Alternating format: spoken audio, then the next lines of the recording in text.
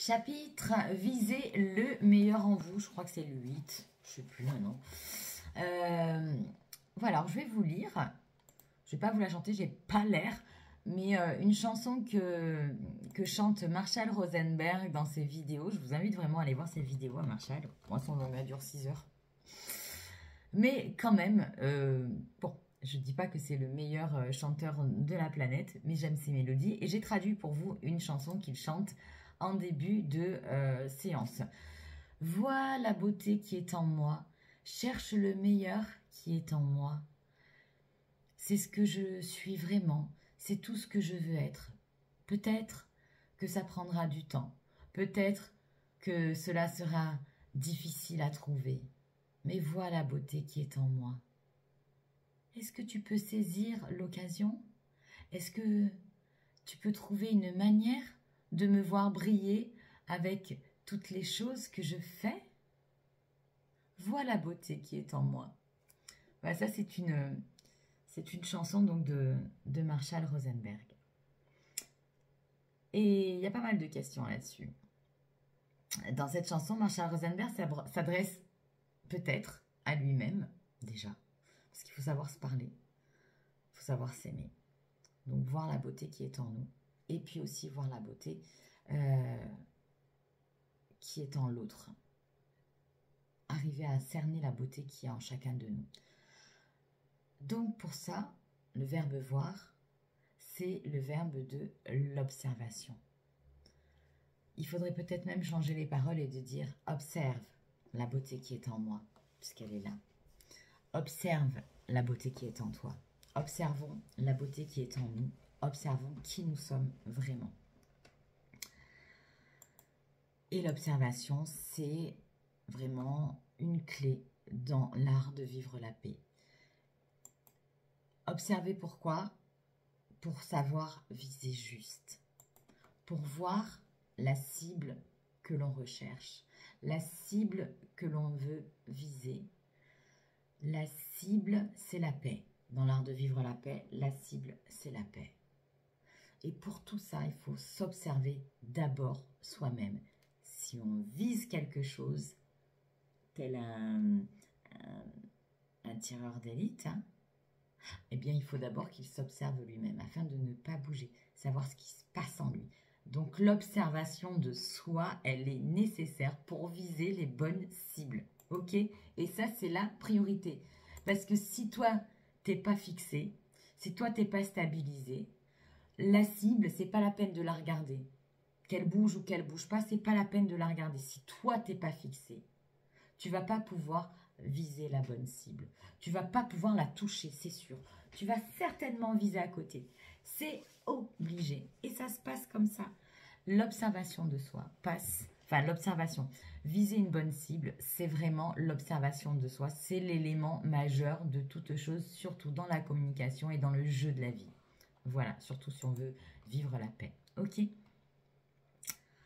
Alors, il ne vous semble pas encore essentiel de vous observer puisque vous démarrez le processus. Vous allez vous dire, mais attends, moi, je suis tireur, je vais d'abord viser la cible. Je ne vais pas me viser moi. Alors, je ne parle pas de vous viser à vous.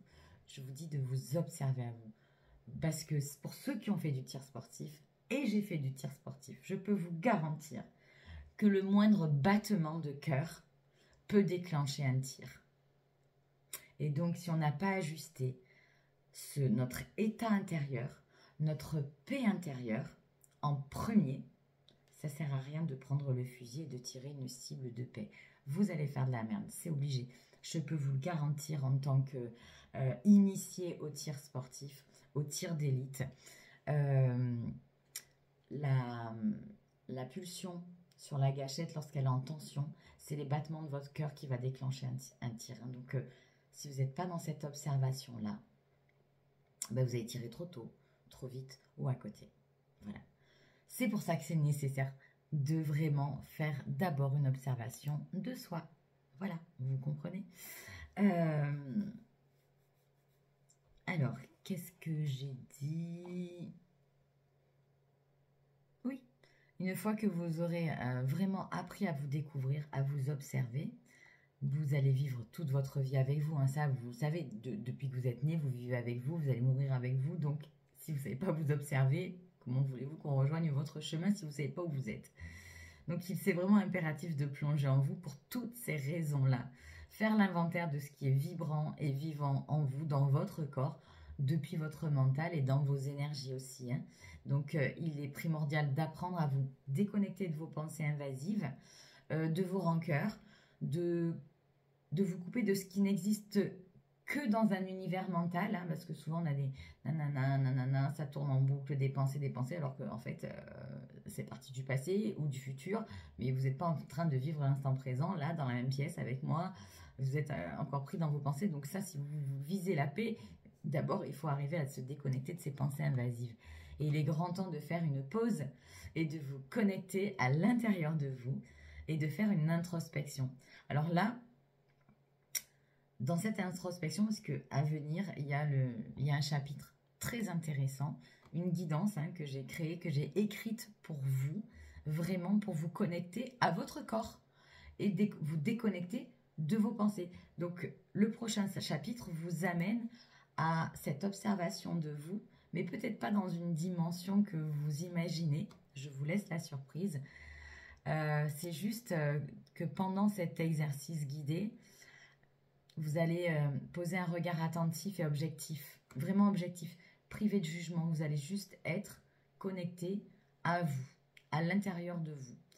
Et si vous êtes ici, c'est pour apprendre ce processus qui vous semble juste et bon, hein, et voilà, puisque ma promesse, elle ressemble quand même à un merveilleux jeu, enfin une merveilleuse vie qui dit vie sans conflit, quoi. Alors il y en aura toujours, mais ils vont plus être là à vous détruire vos moments, puisque la vie est courte et qu'il faut profiter de chaque moment. Alors, je veux rester prudente, hein, sur le merveilleux rêve de vivre la paix en permanence et tout. Voilà, les conflits persisteront. Et vous savez pourquoi ils persisteront? Parce que les autres n'auront pas lu le livre. Et oui. Alors, je sais, c'est un peu vaniteux, mais je suis convaincue que si tout le monde lisait ce livre, il y aurait beaucoup moins de conflits dans le monde et on vivrait beaucoup plus dans la paix et dans l'amour. Et dans la joie. Oh, la joie, c'est bien. Donc vous allez changer. Par contre, les conflits existeront, mais votre perception de ce conflit va changer. C'est votre perception du conflit qui changera.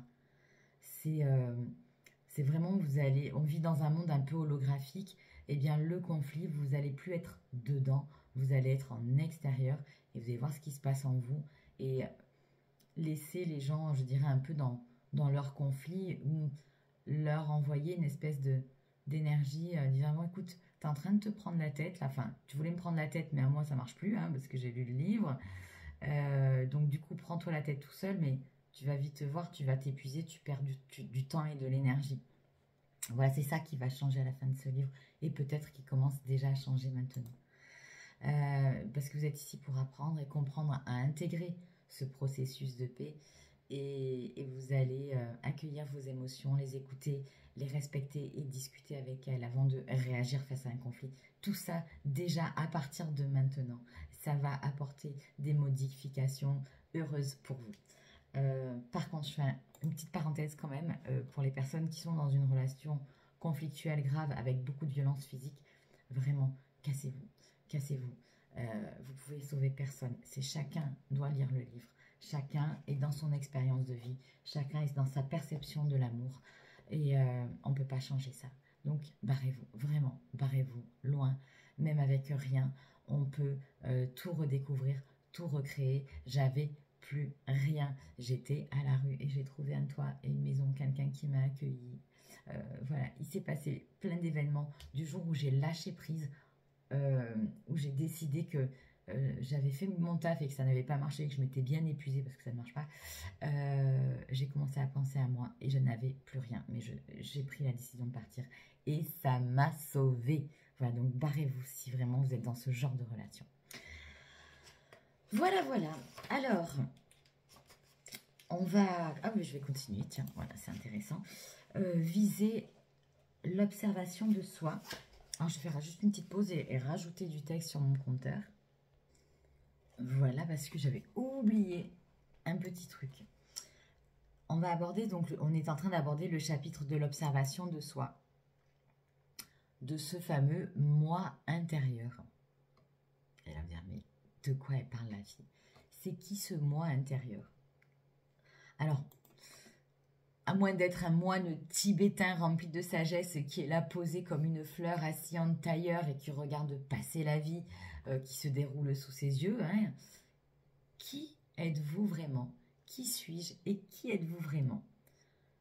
C'est une question qu'il faut savoir se poser. Comment voyez-vous la vie passée, du passé?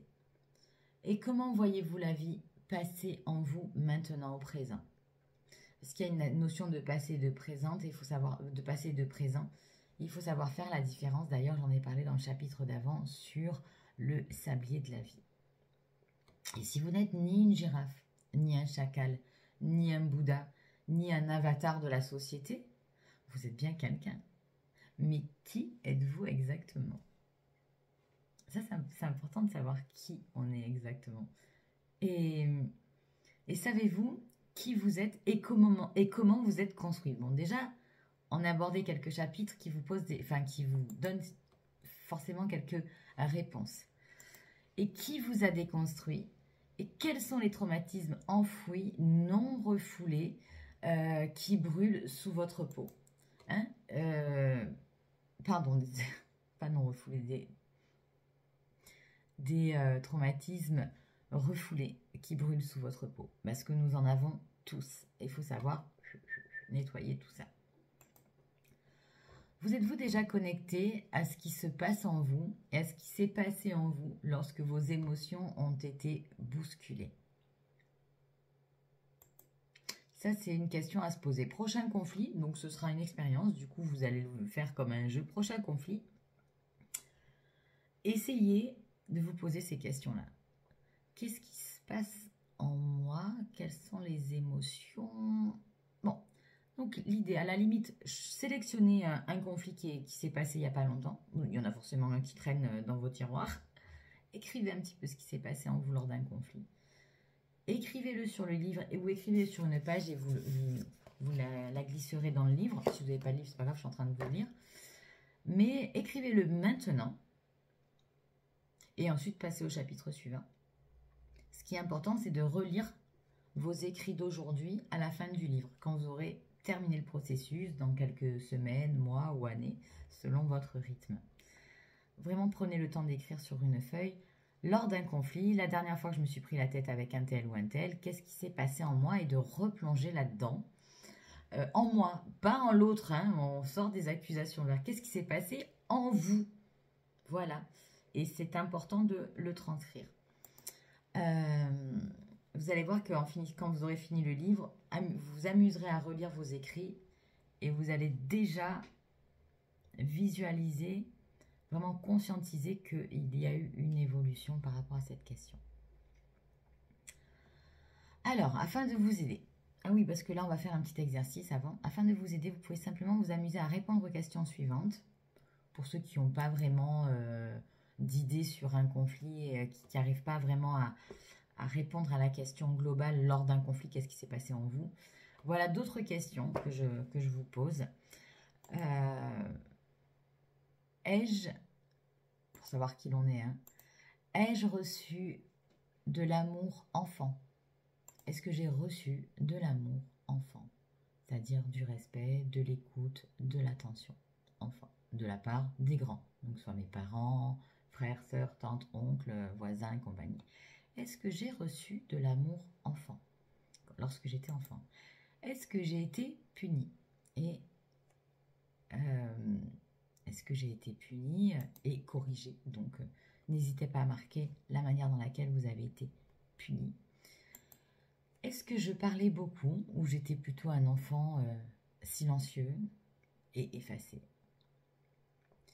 Et est-ce que j'ai vécu un ou des traumatismes? Et si oui, lesquels? Et une autre grande question, est-ce que j'ai réussi à m'en sortir sans l'aide de personne? Et est-ce que je crois à tout ce que me disent les gens? Est-ce que je suis vraiment croyante en tout ce qu'ils me disent? Est-ce que je leur donne la confiance aveugle et totale en tout ce que me disent les gens, peu importe lesquels? Autre question, est-ce que je suis touchée quand j'entends une critique? Sur moi, bien sûr. Autre question, est-ce que je sais demander de l'aide? Répondez par oui ou par non, tout simplement. Autre question, est-ce que je sais dire non et entendre non aussi? Et sinon, qu'est-ce qui se passe en moi lorsque j'entends non? Ça, ce sont des questions. Déjà, si vous ne savez pas identifier qui vous êtes, vous aurez déjà quelques tips sur comment vous réagissez. Parce que être, c'est un état, d'accord? Qui je suis, c'est comment je vibre, dans quel état je suis. Donc, comment j'ai été construit, déconstruit, comment je m'exprime, comment je reçois un oui, un non, un s'il te plaît, un merci. Voilà, c'est ça en fait. Qui je suis, c'est comment j'ai été construit. Et il va falloir un petit peu aller faire un nettoyage de tout ça pour faire ressortir votre vrai moi intérieur, cette espèce de graine de sagesse qui est en vous. Donc simplement, je suis heureux, je suis amour, je suis en paix. Parce que c'est ça qu'on vise. Et c'est ça que l'on est dès la naissance, cette boule de sagesse, de paix, d'amour. C'est ça que l'on est tous. Hein. Voilà. Donc on va aller un peu décaper tout cela et se connecter à notre corps, parce que nous sommes aussi un corps, hein, avec des bras, des jambes et tout, très bien.